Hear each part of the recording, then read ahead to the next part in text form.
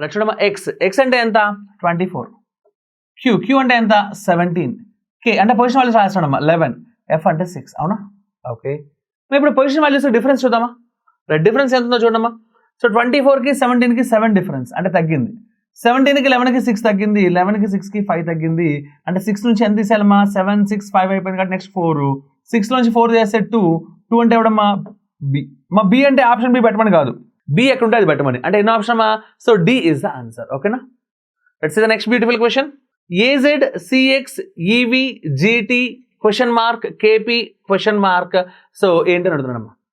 ఒకసారి జాగ్రత్తగా అబ్జర్వ్ చేస్తే మనం ఇక్కడ ఇక్కడ మనం చూడంగానే ఏజెడ్ ఆపోజిట్ పేర్, సిఎక్స్ ఆపోజిట్ పేర్, లవ్ లో ఈవీ ఆపోజిట్ పేర్, గ్రాండ్ టంక్ లో జీటీ ఆపోజిట్ పేర్, సో పవన్ కళ్యాణ్ లో కేపీ ఆపోజిట్ పేర్. అంటే ఇవన్నీ ఏంటమ్మా? Opposite pairs. అంటే సింపుల్ గా నెక్స్ట్ కూడా ఆపోజిట్ పేర్సే చూడాలి మనం. అవునా కాదా? రైట్ చూడమ్మా, ఇప్పుడు ఎవరిని తీసుకోవాలని ఇంపార్టెంట్ కదా. పొజిషన్ వాల్యూస్ తీసుకుందామా. ఫస్ట్ వన్ ఏ 3, 5, 7 అమ్మా 1, 3, 5, 7 అంటే నెక్స్ట్ ఎవరు రావాలి? 9, నెక్స్ట్ 11 సరిపోయిందిగా. అంటే నెక్స్ట్ 13 ఉండాలి. అంటే ఇక్కడ 9 అంటే ఎవడు ఉండాలి? ఐ. ఎప్పుడైతే ఐ వచ్చిందో ఆటోమేటిక్గా ఐకి ఆపోజిట్ పేర్ ఎవరమ్మా? ఆర్. నెక్స్ట్ ఎప్పుడైతే 13 వచ్చిందో 13 అంటే ఎవరమ్మా? ఎం. ఎంకి ఆపోజిట్ పేర్ అమ్మా? ఎన్. అవునా? సో అంటే ఆన్సర్ ఏంటమ్మా? ఐఆర్ ఎంఎన్ ఉండాలి. అవునా? సో మరి జాగ్రత్తగా ఉండాల్సిందంటే ఐఆర్ ఎన్ఎం పెట్టకూడదు, ఐఆర్ ఎంఎన్ ఉండాలి. సో అంటే ఎన్నో ఆప్షన్ అమ్మా?